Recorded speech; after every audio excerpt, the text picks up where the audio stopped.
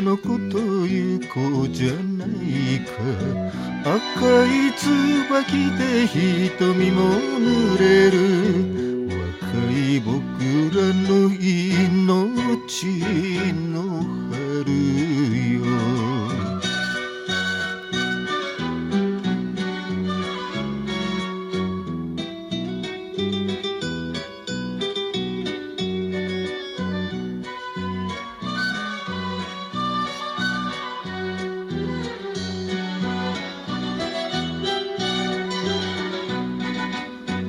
お茶を飲んでもニュースを見ても純なあの子はフランス人形。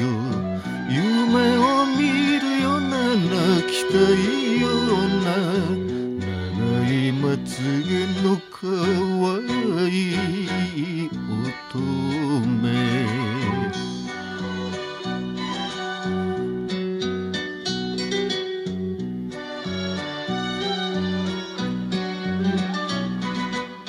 今夜いようか打ち明けようか、いっそこのまま諦めましょうか。甘い夜風がとろりと吹いて月も青春泣きたい心。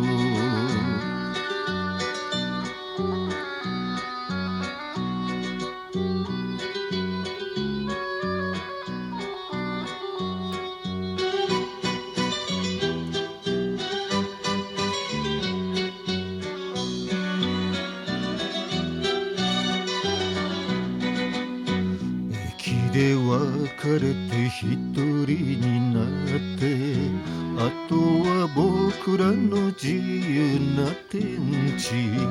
涙ぐみつつ朗らに歌う愛と恋との一